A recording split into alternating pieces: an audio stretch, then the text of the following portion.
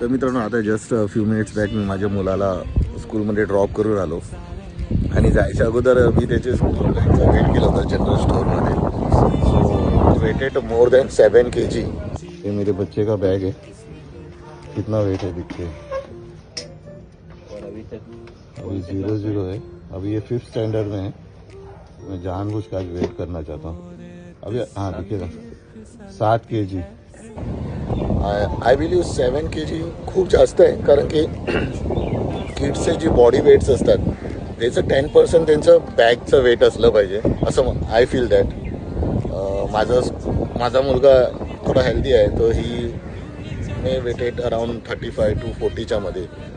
तर त्याचं 10% म्हणजे 3.5 या 4 जास्तीत जास्त मॅक्स असलं पाहिजे, पण इथे ऑलमोस्ट डबल आहे. ॲक्च्युली डे बिफोर यस्टरडे माझ्या मुलाचं ना इथे नेकनं मसल पुल केलं होतं, कारण की ते बॅग एवढी वेटेड आहे. 3rd फ्लोअरवरती त्याला घेऊन स्टेअरकेसनी जायला लागतं. मसल्स पेन म्हणजे भरपूर काही त्रास होऊ शकतात की एवढं स्कूलचं बॅग वेट आहे.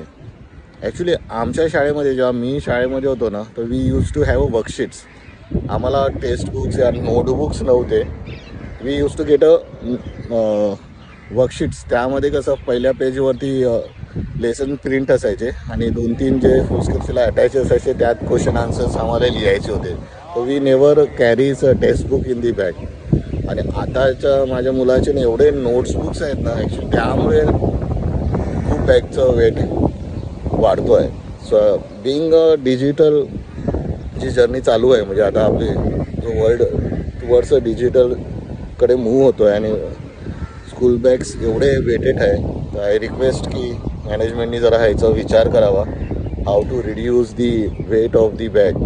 कारण की 7 kg I believe it's really heavy to carry kids. Almost 5th स्टँडर्डच्या मुलाचं माझा मुलगा 5th स्टँडर्डमध्ये आहे. सो 7 kgचं बॅग 3rd फ्लोअरवरती स्टेअरकेसने जायचं.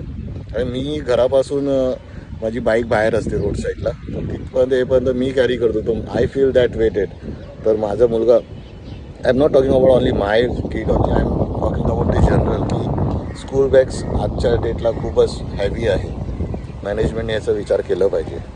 थँक्यू.